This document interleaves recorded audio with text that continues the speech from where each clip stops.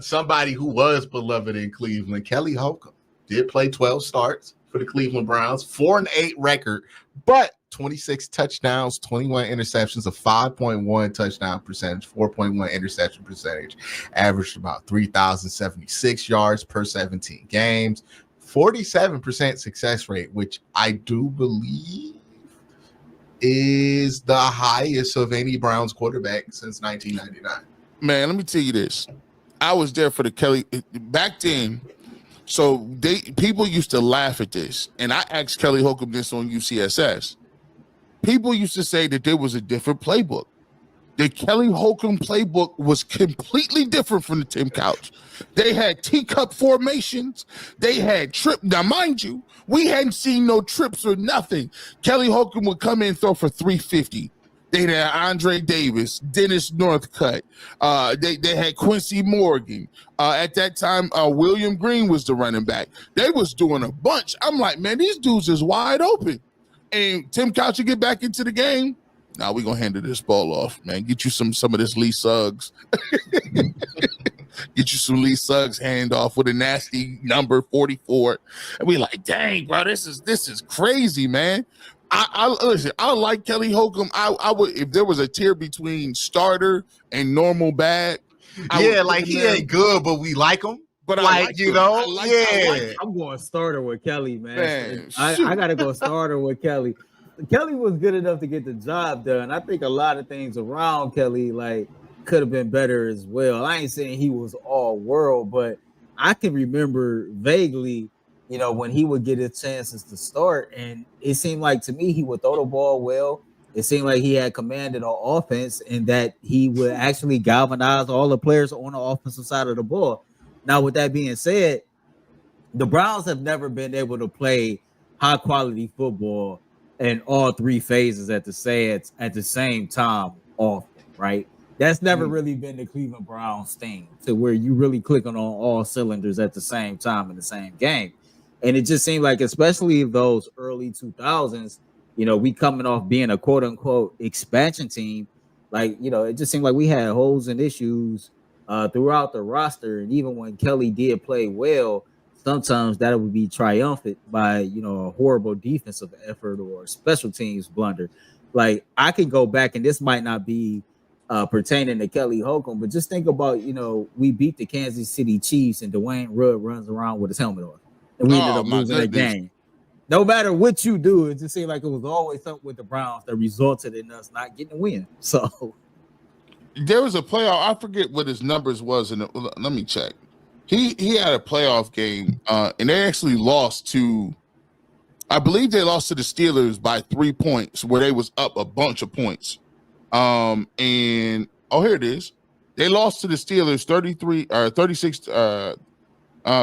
to 33. This man was 26 of 43, 429 yards, 3 touchdowns, 1 interception. He only took 1 sack, quarterback rating of 107.6. What? And he did it at Pittsburgh in a snowstorm. I'm like, bro, Dennis Northcutt dropped a punt in that game. It was a snowstorm. And at 4th and 6. No, that 4th and 6, forget that punt. I don't even want to see Dennis Northcutt to this day. Man, boy. To this day. This is a good time to introduce the tiers that we have, because I added one to the list here because I think Earl made a great point. All right, starting from top to bottom, we got franchise quarterback. Now, I think it's obvious that we're not going to have anybody here because the Browns have not had a franchise quarterback. Then we got starter, right? Right. Then below starter, we go, he not good, but he's good with me. There you go. Right? I ain't got no problem. I see Kelly Holcomb pop up, I might watch it. Normal bad. Just like, hey, ain't nothing to you. Just don't ever want to see you play quarterback here again. Then we have, every time I say his name, I get mad. Right. Y'all gonna find out who that is for me. I'm gonna be interested to see who that is for y'all. Lord. Now, when you say, go ahead. Before you go ahead. No, franchise. I mean, if you go back before, the closest thing is Bernie Kosar. The only thing is Bernie Kosar. Yeah, maybe you can say Brian Sykes. Based off this since 99. nobody's if we going off this list, man, ain't nobody finna be in that red. No, actually, there's not very many starters either. Nah. we know what it is. Okay. Made me stop watching football is the last one on this list. So we got Kelly Holcomb. We put him there. All right, let's move on to our next guy on the list, Charlie Frye. The Akron, was it the Akron? Are they the Rubber Ducks or are they the Zips? The Zips. That's it. Akron Zips. 19 starts for Charlie Frye. Went 6 of 12, 14 touchdowns, 22 interceptions, and a touchdown percentage of 2.5%, an interception percentage of 3.9%. Averaged 2,938 yards per 17 games, had a 41.1% success rate. Made me stop watching football. He was that bad, boy. And I played against him in college.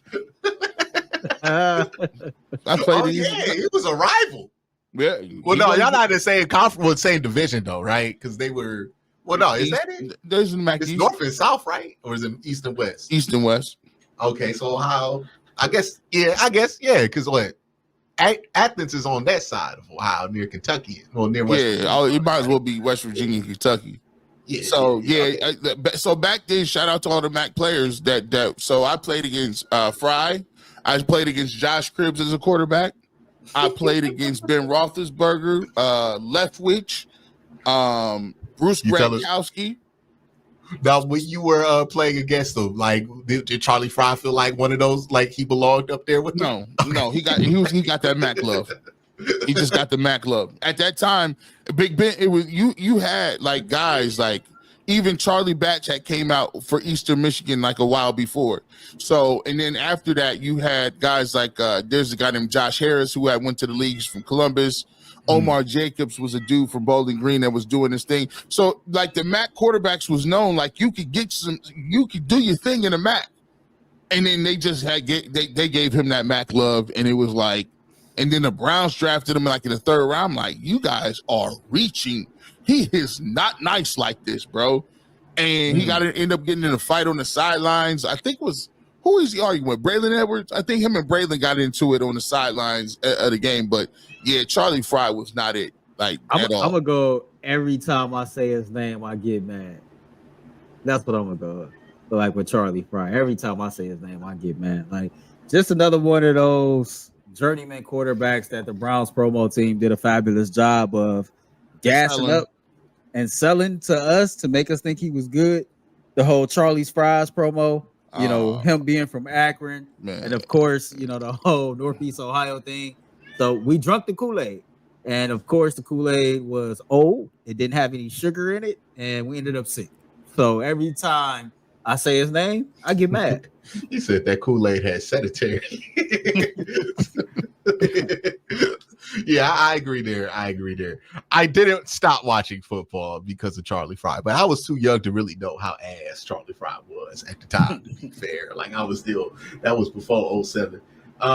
All right, Derek Anderson. This is an interesting one because 07, but you gotta remember 08 too, right?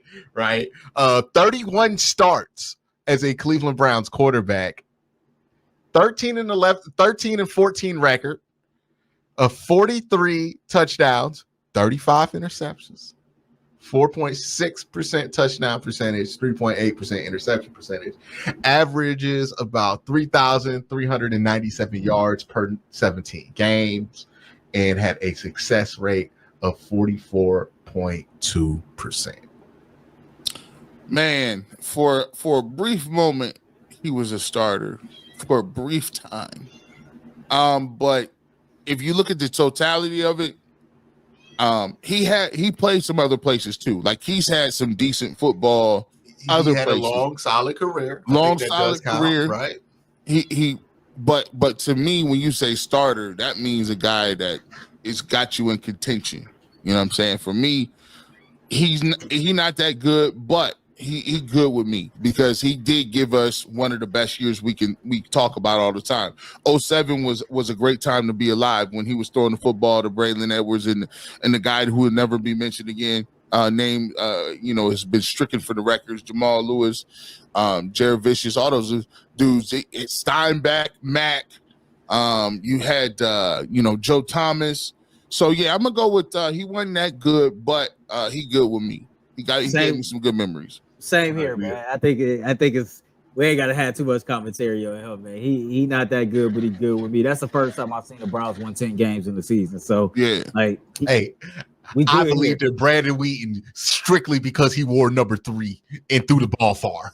I was like, that could be like Derek Anderson, right? just off height, stature, and look. It was the clay pitches for me. When I seen that ESPN science, and I seen Brandon Weeden throwing to them clay pitches, I said, "Oh yeah, I want him." I'm like, he's the same age as Derek Anderson was when he came out too, right? Like Derek Anderson was 27 in 07, so yeah, why not? Why not, right? Let's see what he do. All right, Brady Quinn.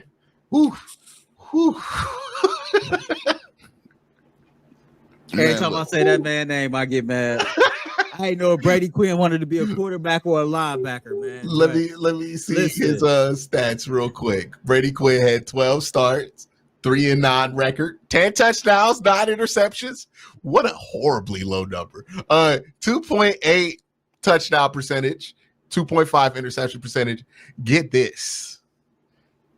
Average per 17 games, right? If you take out his career starting with the Cleveland Browns, he's averaging out for 17 games. 2,310 yards, a 17-game average. Man, and a 35.7 success percentage, which I do believe outside of one quarterback is the worst on this list. Man, listen, he's gonna make he's the first made me stop watching football, dude. Let me tell you why. For as much as hype as this dude got, Dublin, Ohio, out of Columbus, Notre Dame, they hyped this man. Best preseason start of all time. Oh my gosh. They made it seem like he was like the second coming. Listen, I'm trying to squint. I'm like, first of all, listen, your number 10 looks nasty on your jersey. Second of all, you running around all the time with your hair slicked back and wet. And I don't know if you're trying to be an Abercrombie and Finch stunt double. And this guy, he just didn't do it. His skill set was, he don't throw the ball hard. He's not terribly accurate. He's not really mobile. He's medium soft there. And he's a check down Charlie. He won't throw nothing over 5 to 10 yards, and he got the nerve to run his mouth like he nice. He still runs his mouth like he was great. He still be sitting around here talking about he's nice because you went to Notre Dame. Stop it, Brady Quinn. You listen. You should rightfully be. Every time I hear your name, I get mad. But I'm putting you in the other category because I just don't like you. You think you're way nicer than you are, and you got the most hype out of all of these people on this list. What about you, Earl? My bad. I was texting my job, man. Who are we on? My bad. Brady Quinn. Oh no! I already told you. It's simple for me, bro. Like I thought I was getting a quarterback, like a guy that I see him in the picture on draft day as a kid, and he wants to be a Brown. He went to Notre Dame, but he get here, man, and he bigger than every defensive player on the team. So. Like it was just Brady Quinn was all hype. It was like all gas, no brakes for me, man. So for me, like it's every time I say his name, I get mad. I have to agree with G because this is one of the few players that did make me have to stop watching football. It wasn't because it was my choice. Brady Quinn was so bad, my dad gave up on watching football for that year in 08. So and other things was going on. He had us knocking on doors, you know what I mean? Like for 08 to kind of make something else happen. But yeah, man, Brady Quinn, it wasn't going. It was not going at all. My dad had us down there on 55th and Huff knocking on doors during Browns games because he was not focused on them no more. He found something else to root for. Like, you couldn't even squint hard. You couldn't like he wasn't. I'm just like, I remember watching a Kansas City Chiefs game when Jerome Harrison had like 400 yards rushing. And I'm like, man, and we still lost that game too.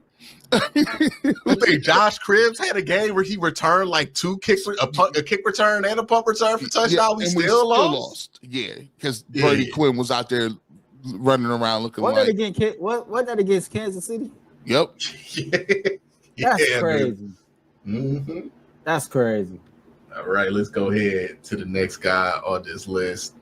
So we've gotten through Brady Quinn. Oh man, my favorite, y'all favorite, Colt McCoy. 21 starts. This lasted way too long. 21 starts for Colt McCoy in his NFL career.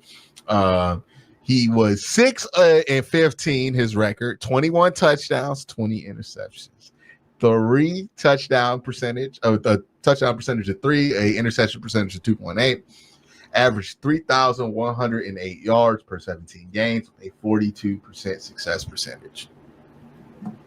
Normal bad. And the reason I say normal bad is Colt McCoy is he's a perfectly fine backup quarterback. You know what he's gonna give you. He's not gonna rock the boat. He's a nice kid. The problem is we just tried to make him be something he wasn't so bad. Like you know, you just kept talking about his family is such a great family. Listen, this ain't Dynasty. It's not a soap opera, bro. This man needs to play quarterback. And then they put him out there against the Steelers, who at the time just had a way of just taking careers. Like, I think they knocked him. They used to tear his little ass up. Oh, my goodness. He was just like, I'm straight. James Harrison loved him. Oh, my gosh. What about you, Earl? Where you at with Colt? So I'm gonna be honest with y'all, man. I was a Colt McCoy fan. I really feel like coming out of Texas, I thought he had the opportunity to be a franchise quarterback. He suffered that shoulder injury, and I think it was like some serious nerve damage or whatever the case may be. And he never really returned to like full capacity. You know, for me, I got him. I'm gonna say normal bad because I do think he was good. But I'm going to say normal bad. I think he could have been better. I wonder what he would have been if he didn't suffer that injury. You know, like, I know, like, Quincy be ragging on him, man. But, like, when I seen him beat Tom Brady. I seen him beat Tom Brady in the New England Patriots. And remember, this was at the height at the Dynasty. So they had the same. We played the Saints that year. We played the Jets that year. And we played the Patriots that year. And that was the game where we thought we had something. Man, listen, that was the real number 12 to me. You can tell me nothing. I will give Colt McCoy this credit. This is what we found out that Tony Grossi hates them short quarterbacks. Like this is the first dude that exposed that one because he was out there like he's short. Okay, like he's small every week. I remember this is back when you could get the ESPN 850. You remember like the little download clip? Oh, man. That's how I used to listen to it too. Yeah, I used to listen to 3 Deep like that, right? Every time Tony Grossi be on the really big show, he's short. He's small. Man. he has no arm strength. Y'all messed up 3 Deep, man. What happened to that, man? That was a decent show back in the day. I think they're still doing it. I think are they? But it's still with. They didn't switch the people around. So shout out to Emmett and Gerard, by the way. Yeah, it's Emmett and Gerard still out there. I don't know if the third man is still there, but you know what I mean. Big shout to the OGs. You know, I ain't got no beef with them. I'll begrudgingly put him. I'll begrudgingly put him in normal. I do it. Yeah, I want to put him in there. All right, man. Go rewatch them games and tell me you really try to see Colt McCoy out there. Be normal, man. I'm good on all of that. All right, man. Let's talk about Brandon Weeden. Let's talk about Brandon Weeden. Because look, this is the first quarterback that they drafted that I believed in. Like I believe in this dude. Man, I watched Oklahoma State that year. I remember because I was playing NCAA football. Road to Glory, and Oklahoma State had the cold uniforms. They had the matte black helmets. They had the orange joints. They had all the different colorways. And then like it was just recently that you got the "I'm a man, I'm 40" thing from Mike Gundy. So I was like, that's kind of cool. You had Dez Bryant. Yeah, with Dez, and then they had what's his name? He was supposed to be one of the best. No, you remember what I'm talking about? Justin Blackman. Yeah, they had Justin Blackman, who was supposed to be that dude coming out of college. Look, I was excited about Brandon Weeden. I was like, you know what? I saw him beat Andrew Luck. Right? Like, and what I deemed as the real national championship game, because I didn't believe Alabama LSU deserved to go back at it again. I thought Oklahoma State should have got their chance in there. Barry Sanders' son was about to go to Oklahoma State during that time. It was a good time. You know, I was rocking with Oklahoma State at that point. Brandon Weeden, I think we both in agreement. Yeah. Maybe stop watching football. All right. Brian Hoyer. Okay. He was doing the Mr. Hero joints. At a time, I thought Brian Hoyer could have been. I think there was one year where him and Mike Patton, there was 7-3. They went to Cincinnati, beat the Bengals, and it was the end of October, and the Browns was in first place in the AFC North. Wheels fell off that one. Eventually, remember, Josh Gordon comes back. They put him back in the lineup. It's an issue. You got dudes calling back on the sideline, telling them to put Johnny Manziel in. I'm gonna go with that. He is not as good, but he cool with me. Yeah, I think he was the best, not good, but cool with me because he did it multiple times, right? Yeah. 14, he had a nice little run, and then 15 is when they went 7-3, and then Josh Gordon came back against Atlanta. They won that game. Yeah. They were in first place in November, and then it all fell apart. Wheels came all smooth off. Yeah, man. Off the wagon. They got impatient. They wanted to play Johnny. But yeah, man, like Brian Hoyer held it down. I'll never be upset when I see Brian Hoyer, just to get his stats out there. Yeah. He did have a 10-6 record as a Cleveland Brown in 16 starts, 17 touchdowns, 16 interceptions, 3.2% touchdown percentage, 33% interception percentage per 17 games, 3,941 yards. 41.8% success percentage. I think those are solid numbers. And you know, he had some stuff. He had that nice comeback win, the biggest comeback win I think in history against the Tennessee Titans at the time. I also think that if he doesn't get injured the year before, he gets injured against Buffalo on a Thursday night or a Monday. Yeah. If he doesn't, I thought he was trending in a direction where he could have been possibly a starter if he was able to put that together. But the injury, I think, set him back, and then the whole Manziel thing happened. So you know how that went. Yeah, and then we lost Kyle Shanahan because right. The only reason that Brian Hoyer's name was working too. Let's talk about Deshone Kizer. Oh wow, 15 starts, no wins. 11 touchdowns, 22 interceptions, 2.3% touchdown percentage, 4.6% interception percentage. Per 17 games, 2,910 yards per 17 games. The lowest success percentage of any Cleveland Browns quarterback. I believe this even beats out Tim Couch, who had a 38. And who else? Brady Quinn had a 35. Brandon Weeden 38, and then Deshone, we're going to talk about him, but he's not as low as Kizer. 34.2% success percentage. Yeah, I got him, and every time I say his name, I get mad, but I feel like you're going to say, baby, stop watching football. I cannot say that because I was watching football. I watched all of these games. His production has made me want to stop watching football. But here's the bad thing. I think he could have been normal bad if he would have just not had Hugh Jackson and been forced to play. Like, I think, you know, if you go back and watch some of his good stuff at Notre Dame, like he had the skill set, he had a cannon for an arm. His decision making was just some of the worst I've ever seen. So I wasn't mad at it. Every time I see his name, I get a little bit upset because it reminds me of them terrible jerseys. and the pigs rocking, don't ever bring them back. Ever. All right.